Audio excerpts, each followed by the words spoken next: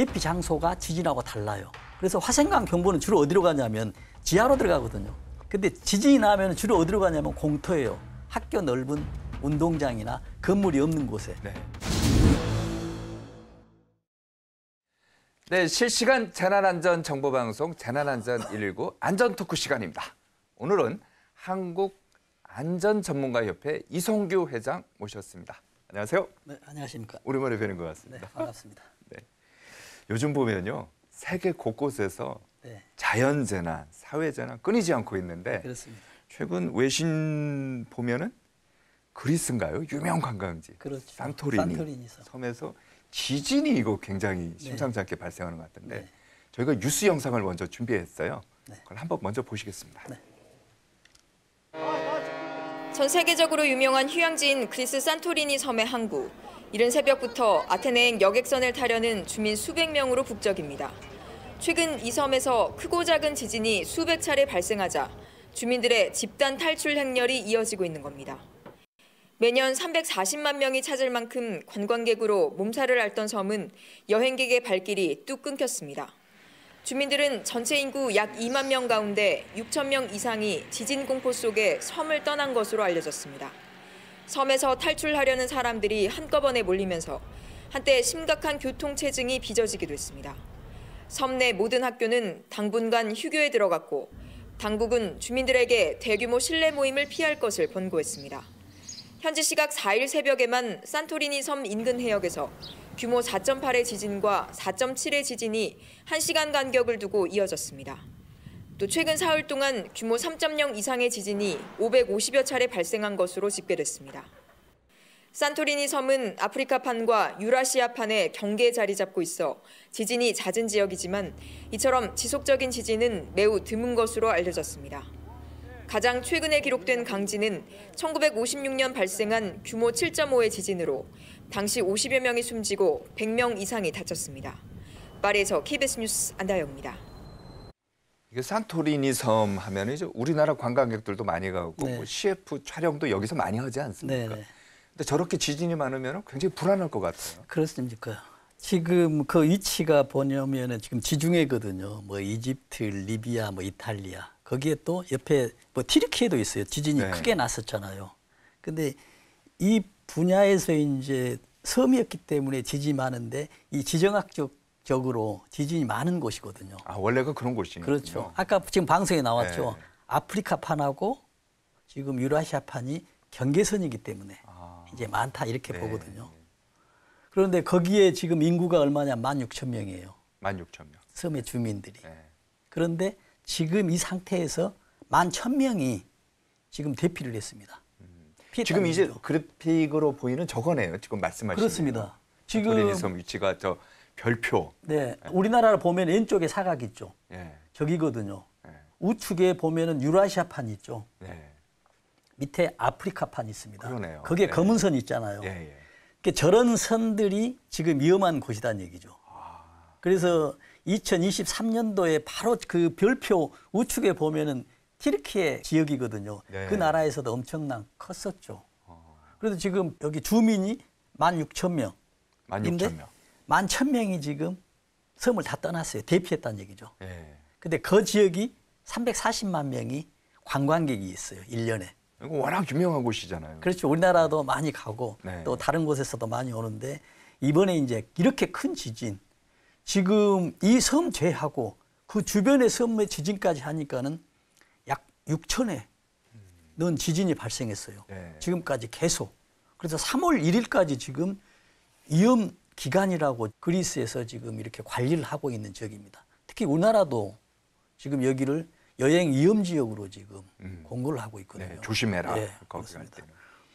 그래도 보면은 아까 지금 방송에 나왔습니다만은 이 구역이 지금 1956년도 규모 7.5 엄청난 큰 지진이죠. 여기서도 그래서 사망자가 발생했는데 지금 가장 특이한 것은 이 많은 짧은 기간에 이렇게 많은 지진이 발생하는 것은 정말 그 전례가 없는 그런 상황이다. 그래서 어떤 지구 내부에 어떤 큰 변화가 있지 않느냐라는 그런 어떤 위험스러운 예측도 해봅니다. 저도 그 일본 특파원 시절에 그 3.11 대지진 그 경험을 한 적이 있는데요. 근데 지진학자들 사이에서는 지금 말씀하신 것처럼 이제 잦은 지진이 큰 지진으로 갈 수도 있다는 가설도 있지만 오히려 큰 지진이 안 나오게끔 잔잔한 지진들이 계속 있으니까 오히려 큰 지진이 생기지 않을 거 이런 그렇죠. 가설도 있던데요. 그렇죠. 그런 논리도 가능하죠. 왜 그러냐면 지금 우리가 이런 경우가 있거든요. 지금 지구가 지각으로 이렇게 둘러싸여 있잖아요. 우리가 수박을 생각하면 되죠. 네. 이제 수박의 크기가 지구는 직경이 12,000km예요. 그러면 수박의 두께 있잖아요. 네, 네. 이게 이제 지구로 하면은 100km 정도 되거든요. 이 100km가 큰 판이 7개 판으로 쪼개져 있어요. 붙어 있어요. 그러면 지구 내부에서 어떤 이유인지 모르지만 지금 고체가 있고 액체가 있으면 또 지구가 자전하고 공전하잖아요. 네. 이 공전 속도나 자전 속도 굉장히 빠르잖아요. 이러면서 내부적으로 어떤 에너지가 방출이 되고 있어요. 생성이 되고 있어요. 그러면 어딘가에서는 지금 방출을 시켜야 되잖아요. 그렇죠. 그러면 가장 좋은 게 그 지구판의 틈 사이 있죠. 네. 이 판. 특히 그래서 일본이 예. 많이 발생하잖아요. 거기는 어떤 판으로 돼 있냐면 유라시아판, 그다음에 태평양판, 필리핀판 세 개가 만나는 곳이 일본이에요. 네. 그러다 보니까 글로 이제 방출이 되죠, 에너지가. 그래서 앵카께서 말씀하신 대로 잦은 지진이 났다는 얘기는 지구 내부에서 발생한 에너지가 자주 밖으로 배출됐기 때문에 지구 내부에 있는 에너지 양은 점점 줄어들기 때문에 큰 지진은 발생하지 않을 것이라는 이렇게 예측을 가능하거든요. 네. 이렇게도 상당히 의미가 있는 것이죠. 아니면 또 다른 이제 반론에 보면은 큰 에너지가 기다리고 있으니까 지금은 전조적으로 지진이 발생하고 있다. 아, 전조다. 이렇게도 징조다. 이제 볼 수도 있고요. 지금 조그마한 에너지들이 빠져나가는 것은 큰 에너지를 줄이는 것이기 때문에 발생하지 않는다. 이렇게 양론적으로도 얘기하기도 하고. 그러니까 둘 다 뭐 그렇죠. 볼 수는 있겠군요. 네. 자, 그러면요. 이 산토리 주민들뿐만이 아니라 여기를 가는 이제 관광객 같은 그렇죠. 경우도 이제 불안할 거 아닙니까? 그렇습니다. 말씀하신 것처럼 어떻게 대비를 해야 돼요? 지진에 대한 대비가 가능한가요? 그러니까는 지진이 언제 일어날지는 모릅니다. 그러니까요. 그러나 지진이 자주 나는 곳은 알 수가 있어요. 그러니까 우리가 어떤 여행지나 섬해를 가면 지금 우리가 그런 걸 해볼 수가 있죠.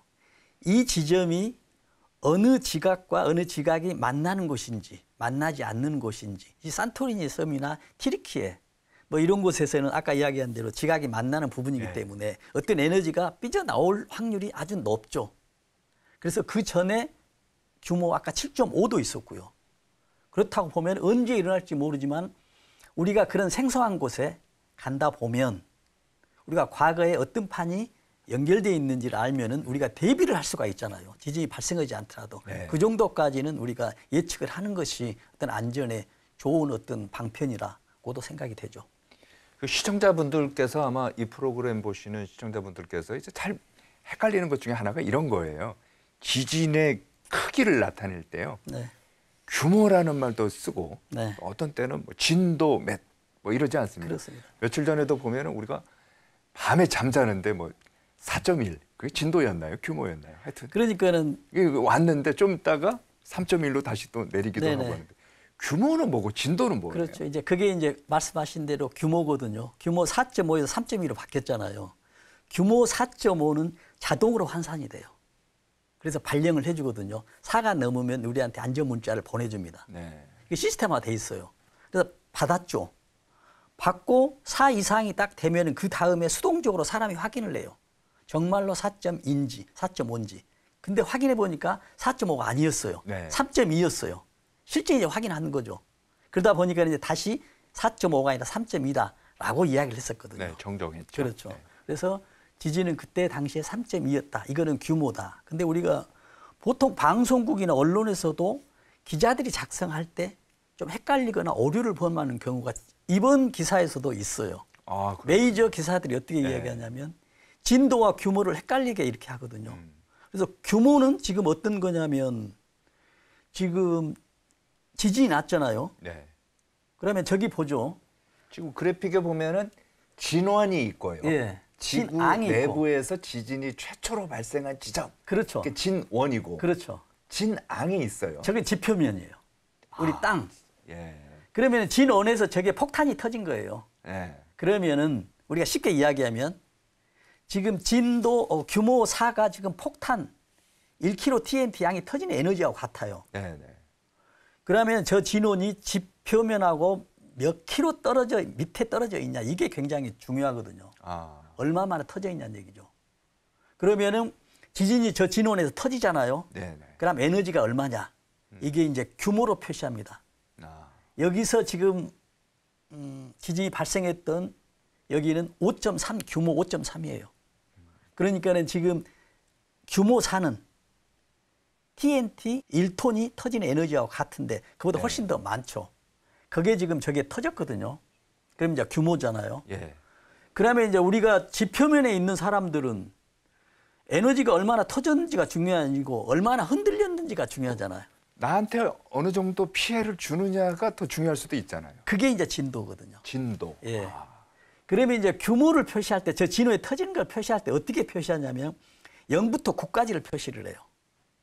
그러면서 소수점 첫째 자리까지 표시하도록 돼 있거든요. 네. 그래서 이번에 나타나는 게 5.2, 5.3 뭐 이렇게 하거든요. 그래서 5.3이다라고 하면은 규모 5.2 지진이 발생했습니다라고 합니다. 예. 그러면 저는 이제 지진 났을 때 제일 뭘 생각하냐면 앵카께서 말씀하신 대로 내가 얼마나 흔들렸냐는 얘기죠. 그렇죠. 건물이 얼마나 무너졌을까. 이것은 에너지 양하고도 비례되지만 아주 깊은 곳에서나 내가 있는 멀리 있는 곳에서 아무리 큰 폭탄이 터졌어도 나는 별로 흔들리지 않잖아요. 아주 멀리 있으면 그렇겠죠. 그렇죠. 아예 깊은 곳에나. 그래서 내가 흔들림의 정도를, 지진의 흔들림의 정도를 나타내는 게 이제 진도인데, 진도는 어떻게 되어 있냐면 1부터 12단계까지 돼 있어요. 12단계요? 예.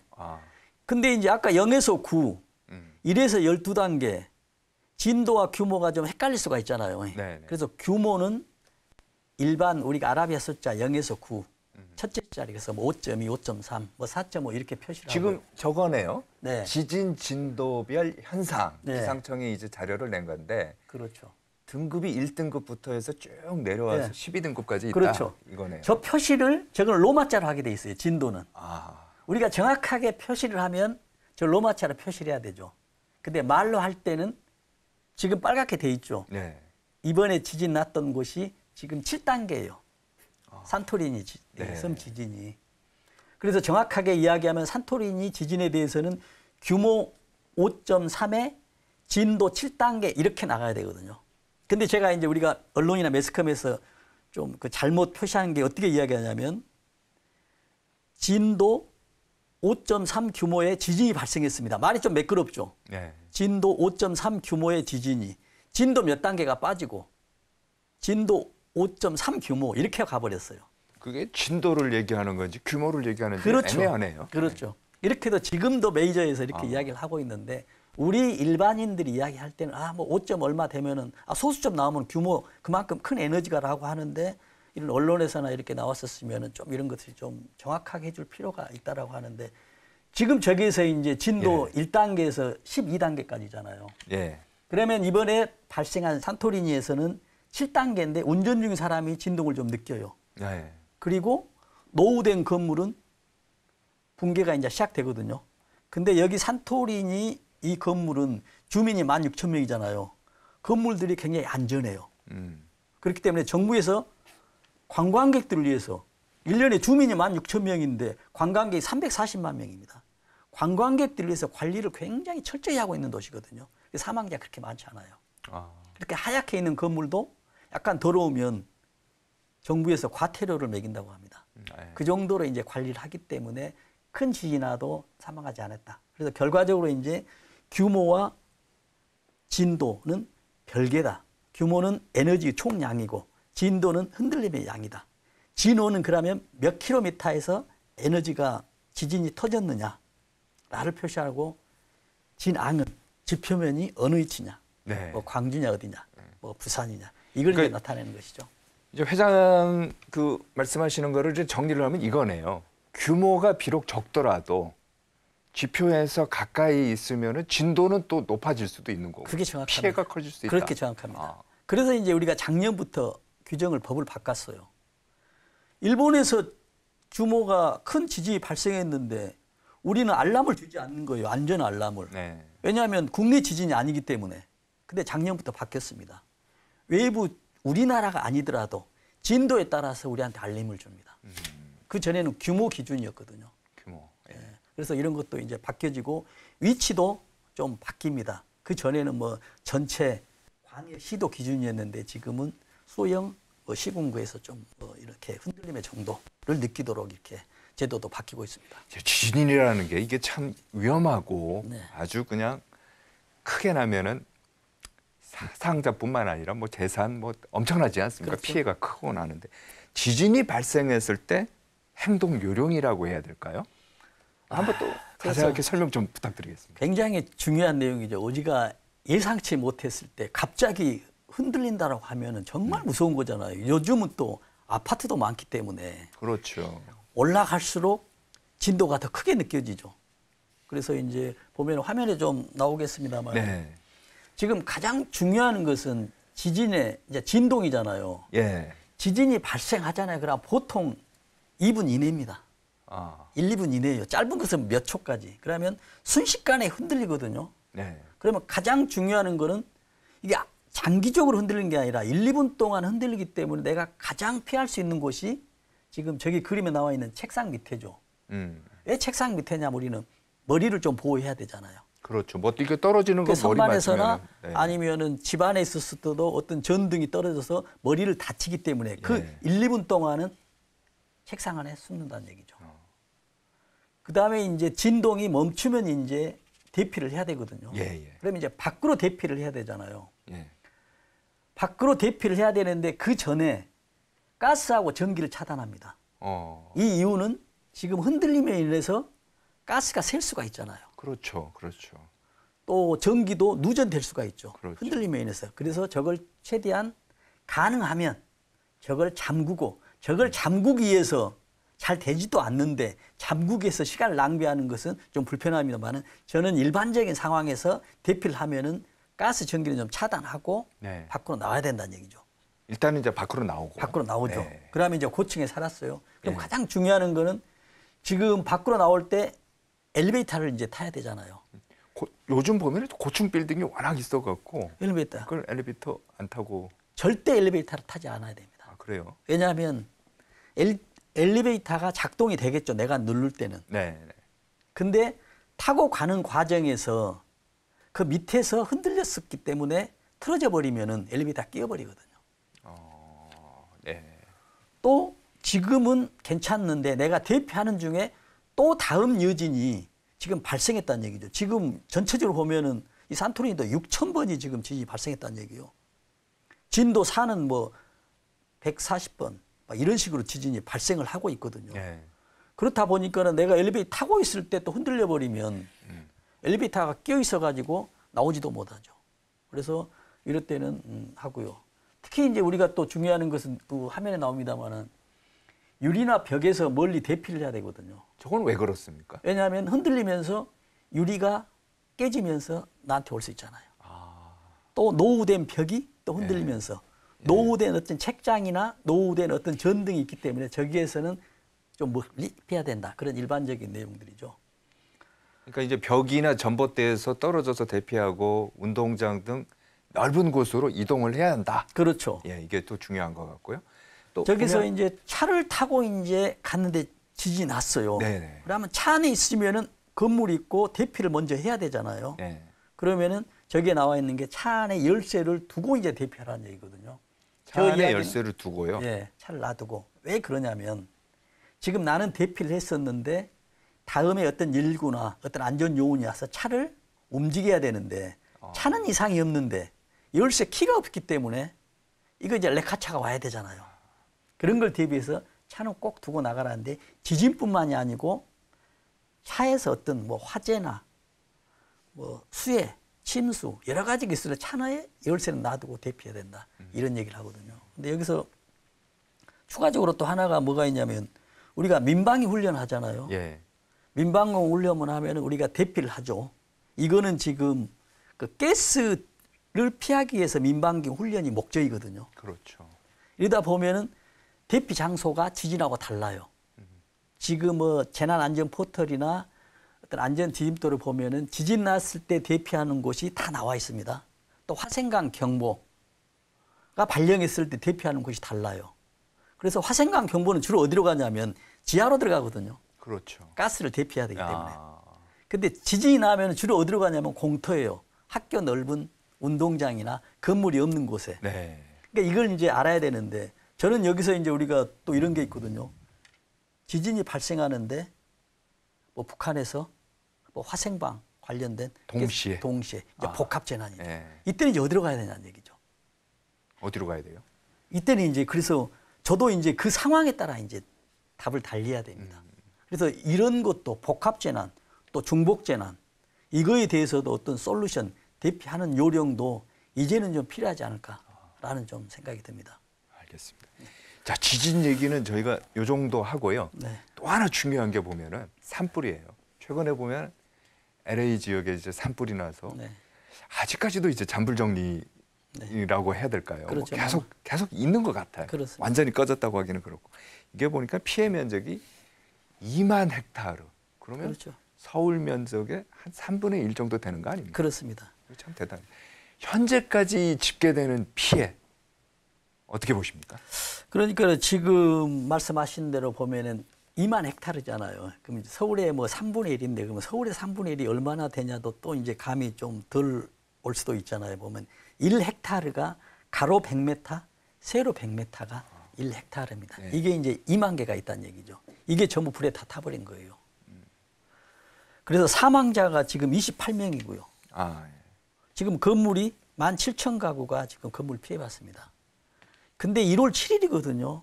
근데 여기에서 이제 불이 난 게 어디냐면은 한 군데서 나서 이렇게 2만 헥타르가 타게 되는 게 아니고 세부적으로 보면 약 7군데가 됩니다. 동시에. 그렇다는 얘기는 그 날짜 1월 7일이거든요. 1월 7일, 8일, 9일 3일간에 동시에 이제 발화가 되거든요. 네. 여러 가지 뭐 담배 불로도 뭐 이런 이유가 있고 뭐 강풍에 의해서도 이런 이유가 있고 뭐 전선에 의해서도 아직 명확하게 밝히지 않았지만은 동시에 이런 곳이 나오고 있거든요. 그래서 크게 세 군데는 뭐 팰리세이즈. 아니 여기에 이제 고급 주택들이 많이 살죠. 그래서 많이 이제 뭐 불이 타고 막 이런 곳이잖아요. 팰리세이즈, 이튼 지역, 뭐 허스트 이런 산불들이 동시에 나가지고 이건 정말로 어떤 해결할 수가 없는 이런 상황이었습니다. 지금 LA 같은 경우는 어떤 경우가 있냐면 AI로도 지금 산불 예방을 하고 있어요. 네. 그런데도 잘 안 되고 이런 상황이 있습니다. 이거 보면은 지금 회장께서 얘기하신 것처럼 LA 산불이라는 것이 뭐 여러 군데서 동시다발적으로 이제 생기고 있는데 이유 있지 않습니까? 네. 왜 이렇게 생겼는지. 뭐 아까 잠깐 얘기하실 때는 뭐 여러 가지 이유가 있겠지만 네. 지구 온난화가 주범이다 이런 얘기도 많이 해요. 그렇죠. 보면은 가장 큰 저는 요인이라고 생각합니다. 여러 가지 요인도 있겠지만요. 지금 지구 온난화라는 얘기는 지구가 따뜻해지가 있다고 얘기잖아요. 지금 이제 크게 지구 온난화를 지구를 보면은 이 지구를 둘러싸는 온실가스가 있습니다. 근데 그 온실가스가 지금 법으로 어떻게 돼 있냐면은 이 지구 온실가스를 둘러싸고 있어요. 네. 근데 이 온실가스가 이산화탄소, 또 메탄가스, 질소산화물이거든요. 이 세 개 가스가 지구를 둘러싸고 있으니까는 지구에서 반사적으로 나온 열을 밖으로 못 나가게 온실처럼 막고 있고 네. 또 태양에서 오는 열을 또 이 가스가 머물고 있기 때문에 지구가 이제 들끓고 있다는 이런 의미의 이제 온난화, 온실가스거든요. 이 세 가스. 그래서 우리가 이산화탄소는 불을 피울 때 산업 현장에서 작업을 할 때 이거 나고요. 또 메탄가스는 쓰레기, 폐기물 이게 네. 부패하면서 나는 거고 또 질소산화물은 자동차나 또 연소되면서 이게 지금 방법이 없는 거예요. 네. 지구는. 그래서 뭐 앞으로 뭐 2100년 뭐 200년 이렇게 되면은 뭐 지금보다 뭐 몇 배가 더 늘어난다 이렇게 하는데 이거 이제 가장 근본적인 이제 어떤 지구 환경적인 문제라고 보고요. 이런 원인으로 인해서 지금 LA 지역으로만 보면 올해 지금 비가 왔잖아요. 네. 평년에 비해서 4%밖에 안 된답니다. 강수량이. 그만큼 4%가 적다는 얘기는 지구는 뜨거워져서 지금 비가 오지 않는데 이 4%이기 때문에 이런 주변에 이런 나무들이나 풀들이 있죠. 이걸 이제 건조한 상태가 돼서 불이 발화하기 좋고 또 확산되기도 좋은 상태잖아요. 이런 거 있고요. 또 지역적으로 보면 LA도 마찬가지고 우리나라도 마찬가지다마는 어떤 바닷가에 귀농 귀촌 이런 생활 패턴이 많이 바뀌고 있답니다. 그러다 보니까 이제 난개발이 되고요. 네. 그러다 보니 이런 산불이 나면은 어쩔 수 없이 우리가 전기는 사용해야 되잖아요. 강풍이 분다는 얘기요. 바닷가에서. 그러면 이런 것들로 인해서 사고 날 확률이 높아지고 앞으로도 훨씬 더 높아지고 있다는 얘기죠. 이게 LA뿐만이 아니고요. 당장 우리나라하고도 영향이 있는 것 같아요. 그렇죠. 한 일주일 전인가요? 네. 산림청에 있는 부장님이 바로 그 자리에 네. 앉아갖고 저하고 얘기할 때도 이런 얘기를 했는데 지역에 따라서 지금 눈이 많이 온 것도 있지만 전반적으로 보면은 건조하다는 거예요. 그렇죠. 그래서 봄철 산불 굉장히 우려스럽다 이렇게 얘기하는데 회장께서는 어떻게 보십니까? 그렇습니다. 지금 건조하는 곳이 지금 영동 있전 지금 동해안 쪽이 지금 굉장히 건조하거든요. 그러다 보면 우리가 이제 겨울에는 육지가 더 차가우니까 따뜻한 곳으로 이제 바람이 불어 서풍이 네. 불잖아요. 근데 네. 또 중국에서 넘어오기 때문에 서풍이 이렇게 불어옵니다. 예. 그러다 보면은 이것들이 산을 넘어오면서 온도가 고온 건조가 돼 버려요. 예. 산을 넘어오면서. 그래서 이쪽의 지역에서는 그 동해안 이쪽에서는 건조주의보가 계속 지금 발생하고 있고요. 그러니까요. 아마 2월에서 5월까지 지금 건조주의보 산불 위험 지역으로 지금 발령을 하고 있어요. 그러나 또 그 태백산맥 그 서쪽에서는 눈이 많이 오죠. 많이 지금 서풍이 구름이 형성된 게 지금 영동 산맥 그 태백산맥 그 이전에 비를 다 내리고 공기만 지금 넘어가서 여기는 건조하고 있다는 얘기죠. 그래서 그 바람이 우리가 양간지풍이라고도 이야기하지 않습니까? 양양과 간성, 지금은 고성이라고 합니다. 네. 그 사이에 지금 그 설악산이 있거든요. 여기 높은 곳에 넘어오면서 지금 고온 건조한 고기 때문에 경사가 또 높거든요. 네. 서쪽은 완만하거든요. 예. 여기는 경사가 있습니다. 그러면 구름이 공기가 올라오다가 산을 넘어갈 때는 굉장히 완만해졌다가 경사가 심해지잖아요. 예. 이때 풍속이 초속 50m까지 나간다. 50m까지. 이게 이제 양간지풍이거든요. 바람이 세기 때문에 고온 건조한 바람이 풍속이 세기 때문에 거기에 전신주나 어떤 불이 날 수 있는 상황이 불로 인해서 인다면 네. 불이 나면 이제 걷잡을 수가 없는 것이죠.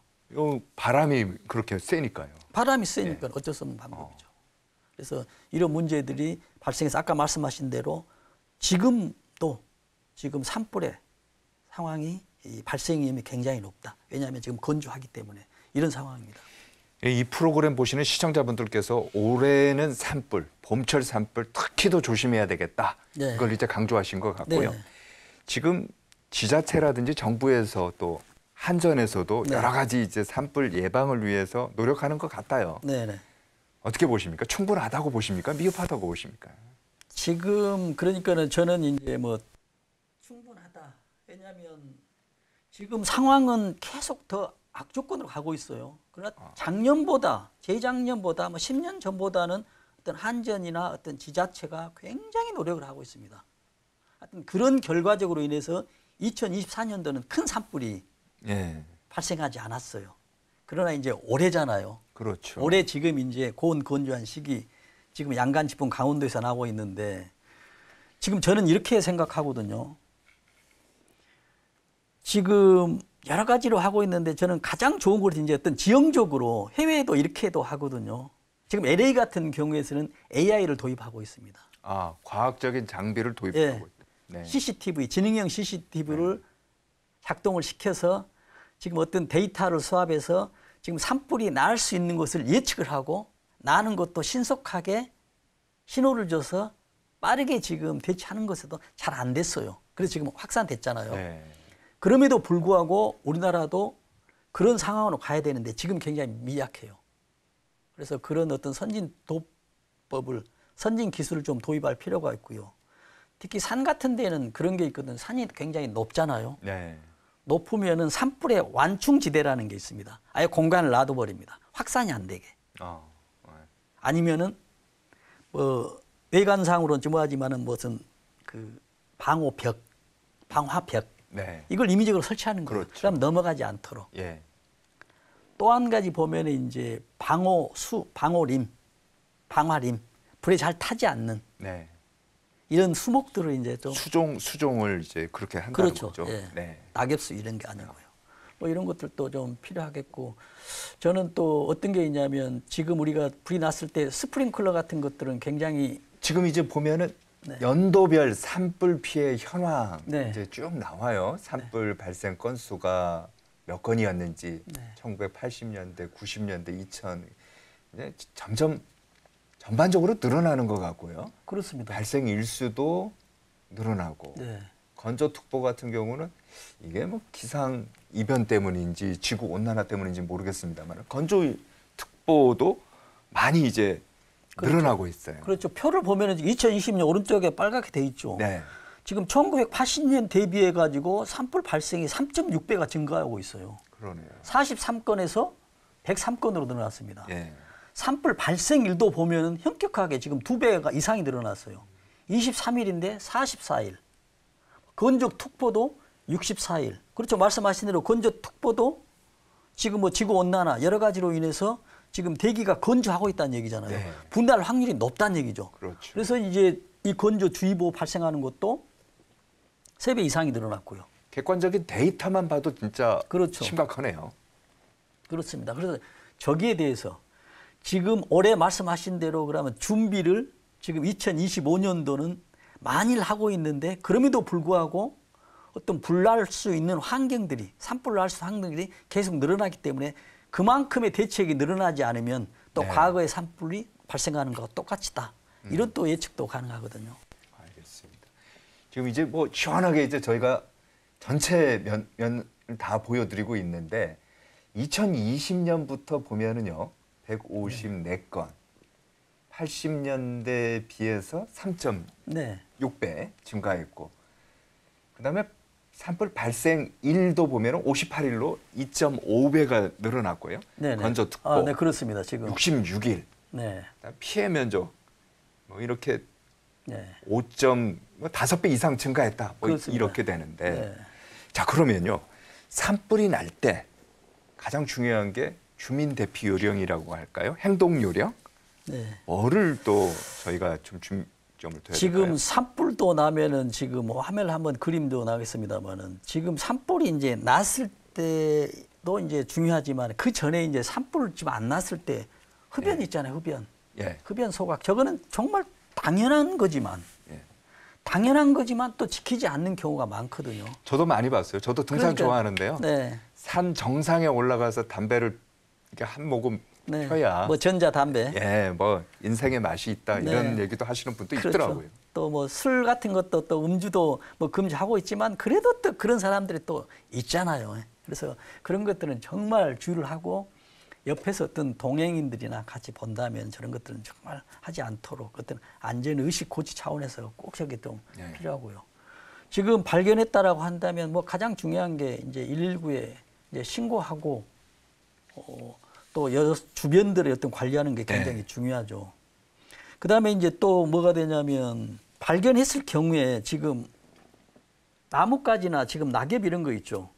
저런 것들도 뭐 제거해야 되는데 뭐 일반적인 논은 제거하지만 어떻게 보면 정말 쉽지 않잖아요. 네. 이미 지금 지진 났을 때도 마찬가지지만 지금 1, 2분 안에 지금 책상 안에 들어가는 거잖아요. 네. 저기도 지금 1, 2분 안에 지금 불이 바람에 의해서 온다라고 하면은 가장 좋은 것은 뭐 바이틈이든 아니면 가장 뭐 바닥에 엎드려서 이렇게 하는 게 이제 피해를 가장 이제 줄이는 이런 이제 방법들이 굉장히 중요하죠. 그래서 이런 것들이 꼭 해야 되고요.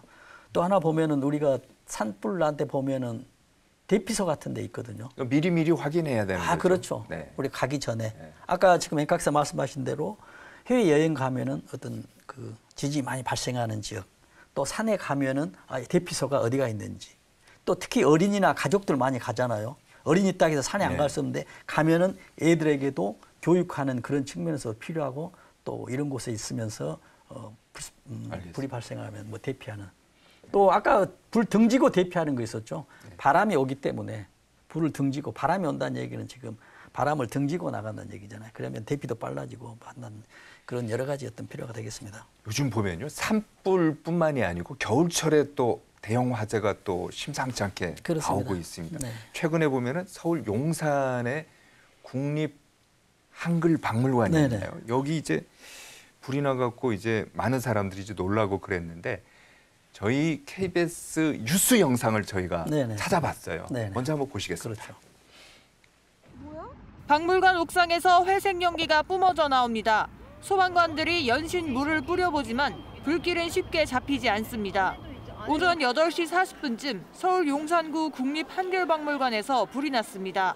화재 당시 박물관에선 증축공사가 진행 중이었습니다. 증축공사로 인해 박물관이 지난해 10월부터 휴관 중이어서 관람객 피해는 없었습니다. 진화 작업을 하던 소방관 1명이 다쳤지만 공사를 하던 작업자 6명은 무사히 대피했습니다. 큰 불길은 낮 12시 반쯤 잡혔지만 내부에 가연물이 많아 완전 진화까지는 6시간 반이 걸렸습니다. 이 불로 박물관 3, 4층이 모두 불에 탔습니다. 오전 내내 이어진 화재로 인해 많은 연기가 발생하면서 지역 주민들이 큰 불편을 겪기도 했습니다. 박물관에는 보물로 지정된 월인석보와 지정문화재 257점이 있었지만 모두 수장고에 보관돼 있어 훼손되지 않았습니다. 소방당국은 용접 절단 작업을 하다 불이 난 것으로 보고 정확한 화재 경위를 조사할 예정입니다. KBS 뉴스 황다입니다. 저 기자 리포트 마지막에 보면요. 인명피해 그다음에 문화재 훼손은 없었다. 네. 이거는 다행인데 증축을 하면서 용접하다가 불꽃이 그렇죠. 튀어갖고 이제 났다고 이렇게 네. 보는 것 같아요. 그렇습니다. 정확한 거는 네. 나중에 이제 화재 감식을 해봐야 되겠습니다만 어떻게 이것도 이제 안전 의식이 좀 결여됐다고 봐야 되겠죠. 그렇죠. 지금 우리가 이제 공사장의 이제 안전도 굉장히 중요하거든요. 근데 공사장에는 지금 뭐가 되면 스프링클러나 이런 것들이 없어요. 그렇죠. 완성된 다음에 이제 천장에 스프링클러가 있잖아요. 네. 그래서 공사장의 안전은 화재 위험은 아주 위험합니다. 화재 발생은. 왜냐하면 공사 중에는 어떤 자재들이 바로 옆에 쌓여 있거든요. 그래서 맞아요. 공사 중에는 굉장히 위험해서 안전 조치를 잘 하도록 돼 있습니다. 말씀하신 대로. 그다음에 이제 어떤 문제가 있냐면 신축 공사장이죠. 제가 말씀드리는 거는. 근데 중축 공사가 있어요. 지금 이번 박물관처럼. 증축 공사장은 또 어떤 문제가 있냐면 기존에 설치된 어떤 물건들이 가연성들이 많아요. 뭐 3층이면 뭐 4층, 5층 하면은 3층 밑에는 그대로 안에 내용물들이 다 있잖아요. 그렇죠. 그게 굉장히 위험하다거든요. 그래서 안전을 더 철저히 해야 되는데 이게 잘 안 됐다는 얘기인데 지금 여기서 지금 말씀하신 대로 용접 작업하다 그랬잖아요. 네. 뭐 용접 절단이었거든요. 여기서 이제 멘트도 그렇게 나오는데 우리가 용접 작업은 그거거든요. 용접 작업이라 하면 용접하고 용접 절단이 있어요. 우리가 철판을 2개 할 때 불을 가하면은 2개가 용융이 돼서 접착제처럼 쫙 붙잖아요. 네. 이게 용접인데 용접 절단 작업은 이 불을 가합니다. 이 판에 절단을 해야 되잖아요. 그럼 불을 딱 가하면은 굉장히 용융이 되죠. 네. 그럼 여기에 바람은 날립니다. 여기에 산소를 날려요. 그래서 쉬 하잖아요. 네. 산소 가스 토치에. 그럼 이 산소는 뭐가 되냐면 바람에 의해서 용융된 이 물질이 밖으로 나가면서 또 산소가 있기 때문에 화력이 더 세지는 거예요. 그래서 절단이 이제 빨라지거든요. 네. 그렇다 보면 용접은 뜨거운 것만 있으면 용접이 되는데 용접 절단은 산소가 있기 때문에 바람에 날리기 때문에 불티가 훨씬 더 멀리 갑니다. 그러네요. 그렇죠. 그래서 용접 작업 중에 용접 절단 작업과 일반 용접 작업에서는 용접 절단이 훨씬 더 안전을 해야 되는데 현장 작업자들이나 안전 관리는 좀 미흡하지 않나 싶거든요. 그러네요. 그러나 제도적으로 다 하게 돼 있어요. 그런데 지금 안 돼서 이런 큰 사달이 발생했다. 좀 안타깝죠. 자, 그러면 근본적인 해결책 뭐가 있을까요? 그러니까는 그렇거든요. 지금 저는 이제 항상 이렇게 이야기합니다. 우리가 제도가 뭐 돼 있고 하는데 지금 이 분란 상황에서도 안전 제도는 다 돼 있어요. 네. 그래서 저는 이야기하거든요. 아무리 좋은 제도를 하더라도 거기에 있는 작업자들이나 안전관리자들이 지키지 않으면 그 제도는 정말 유명무실합니다. 그렇죠. 작업한 옆에 작업 안전관리자도 있어야 되고 또 옆에 소화기도 있어야 되고 또 가연 물질도 없어야 되고 작업할 때 주의를 해야 되고 이 넷 중에 하나가 다 안 된 거예요. 하나만 잘 됐더라도 어떤 커버가 할 수 있었는데 이게 안 됐다는 얘기죠. 그래서 아무리 좋은 제도라도 이게 준수하지 않으면 관리자가 준수하지 않으면 이 제도는 무용지물이 된다는 얘기죠. 그래서 반대로 또 이런 경우도 있죠. 설령 그러면 아무리 좋은 제도가 아니었었더라 하더라도 작업자들이나 안전관리자들이 정말 안전하게 행동하면 사고는 안 나잖아요. 그렇죠. 그러나 이제 우리 작업자뿐만이 아니라 네. 제도는 제도대로 또 선진시대로 가야 되죠. 그리고 또 작업자들은 안전 고치가 돼야만이 이 쌍방이 돼야만이 안전이 보장된다. 안전이 보장된다. 네, 그 말씀을 드립니다. 이게 보면은 그런 게 있어요. 이제 우리가 이제 편리하기 때문에 네. 이것저것 이제 뭐 우레탄 폼이라든지 네. 말씀하신 용접 절단이라든지 이게 네. 이제 편리함 때문에 썼는데 이게 또 취약할 수가 있어요. 그렇죠. 그래서 이런 우레탄 폼들이 나온 지가 얼마 안 돼요. 그래도 굉장히 좋습니다. 왜냐하면 단열재거든요. 찬 열을, 뜨거운 열을 밖으로 못 나가게 하고 더운 열을 밖으로 못 들어오게 해서 여름이나 겨울에 사용을 하면 전열 비용이, 전기 비용이 굉장히 좋아요. 예. 새로운 소재죠. 네. 근데 말씀하신 대로 이게 단점이 있어요. 불이 나면 이게 이제 뭐 대책이. 양취할게요. 예, 알겠습니다. 네, 오늘 여기까지 듣도록 하겠습니다. 지금까지 한국안전전문가협회 이송규 회장이었습니다. 오늘 말씀 고맙습니다. 네, 감사합니다.